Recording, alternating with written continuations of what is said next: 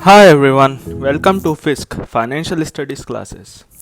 आज हम पढ़ रहे हैं reading number 22 of CFA level 1 curriculum, जहां हम डिस्कस करेंगे principles of capital budgeting.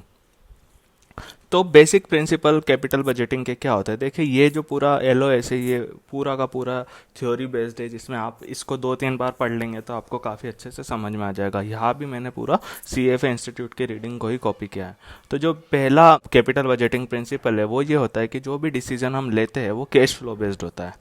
Cash flow based मतलब क्या होता है कि जो आपको कैश इनफ्लो हो रहा है, कैश आउटफ्लो हो रहा है किसी भी आपके प्रोजेक्ट का, उसके बेसिस पे आप डिसीजन लेंगे। आप इसके अंदर अकाउंटिंग कॉन्सेप्ट नहीं लेते, जैसे कि नेट इनकम। तो फॉर एग्जांपल, आपको कुल नेट इनकम जो मिलने वाली है वो आप कंसिडर नहीं करते, आप इसके अंदर कैश फ्लोज को कंसिडर करते हैं। उसके अंदर ये मतलब बात है कि जो भी आपको टेंजिबल मॉनिटरी कैश फ्लोज हो रहे हैं उनके अंदर आप कंसिडर करते हैं कि इन्हीं के बेसिस पे हमें डिसीजन लेना है। तो आप जैसे जैसे समझेंगे कैपिटल बजटिंग को, हम जब थ्योरी उसको मैथमेटिकल फार्मूलाज वगैरह से समझेंगे तो आपको ज़्यादा बेटर समझ में आएगा। दूसरी बात होती है टाइमिंग ऑफ कैश फ्लो। तो देखिए, जैसा मैं पहले भी बता चुका हूँ कि अगर दो प्रोजेक्ट है, दोनों में सेम प्रॉफिट हो रहा है, तो हम ये देखते हैं कि किसके अंदर प्रॉफिट जल्दी आ रहा है। तो आप मान लीजिए कि आपको 10,000 का प्रॉफिट होने वाला है, तो 10,000 का अगर प्रॉफिट होने वाला है दो प्रोजेक्ट में, तो मैं ये देखूंगा कि मेरा जो प्रॉफिट है, एक प्रोजेक्ट है कि 2 साल का है और दूसरा प्रोजेक्ट है 7 साल का, तो मैं 7 साल काम करूंगा तब जाके मुझे 10,000 का प्रॉफिट होगा, और दूसरे में मैं 2 साल काम करूंगा तो मुझे 10,000 का प्रॉफिट होगा। तो ऑब्वियस सी बात है कि मैं 2 साल वाला करूंगा ताकि मैं उसे बार बार करता रहूँ। मैं 2 साल वाला 3 बार कर दूंगा, दो दो दो में, तो 6 साल में ही मुझे 30,000 मिल जाएंगे। तो ये एक चीज़ है। तो इस तरह की चीज़ें हमें समझनी है। थर्ड जो पॉइंट आता है वो होता है कि कैश फ्लोस अपॉर्चुनिटी कॉस्ट पे भी बेस्ड होते हैं। अपॉर्चुनिटी कॉस्ट का मतलब ये होता है कि आपने मान लीजिए एक प्रोजेक्ट लिया, जैसे कि मान लीजिए मैं एक प्रोडक्ट निकाल रहा हूँ, हम इंडियन मोटरसाइकिल की बात करें, तो अगर मान लीजिए हीरो होंडा की सिर्फ एक ही मोटरसाइकिल होती स्प्लेंडर, तो क्या आज उसकी सेल्स है उससे ज़्यादा सेल्स होती? ऑब्वियसली, क्योंकि जिसको भी हीरो होंडा ब्रांड चाहिए वो हमेशा स्प्लेंडर ही खरीदता।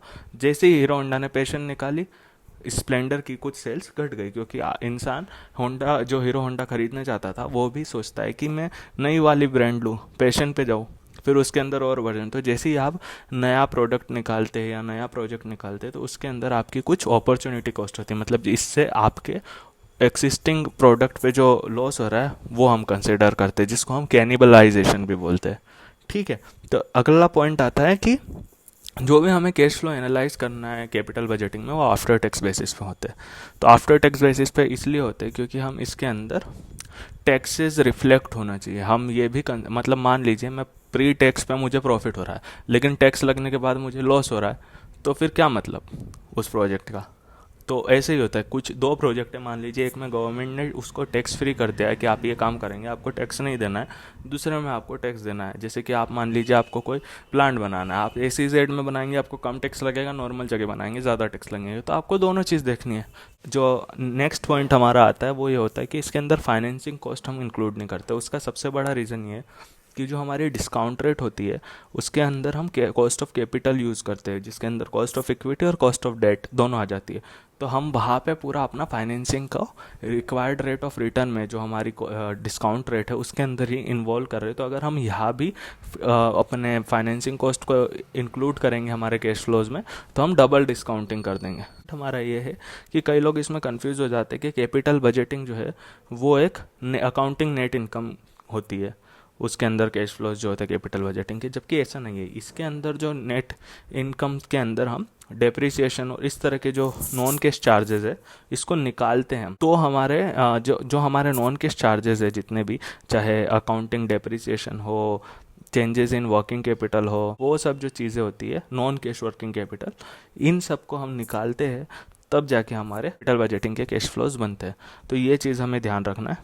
तो अगला जो टॉपिक है वो बेसिक प्रिंसिपल्स के बारे में ही हम यहाँ और डिस्कस करेंगे, लेकिन ये प्रिंसिपल नहीं है, बेसिकली ये कुछ इंपॉर्टेंट टर्मिनोलॉजी है। तो देखिए, कैपिटल बजटिंग के प्रिंसिपल जो हमने देखे वो काफ़ी सिंपल थे, लेकिन इसमें आप काफ़ी ज़्यादा कंफ्यूज हो सकते हैं। तो उसके अंदर कुछ ऐसे कॉन्सेप्ट्स, कुछ ऐसी टर्मिनोलॉजी है जो हम यहाँ पे डिस्कस करेंगे, जिससे हमें ये टॉपिक और क्लियर हो। और जैसा मैं आपको बताऊँ कि आप 2-3 बार इसे ज़रूर पढ़ें, तभी आपको ये क्लियर होगा। तो जैसे एक टॉप पॉइंट आता है, एक टर्मिनोलॉजी है संक कॉस्ट।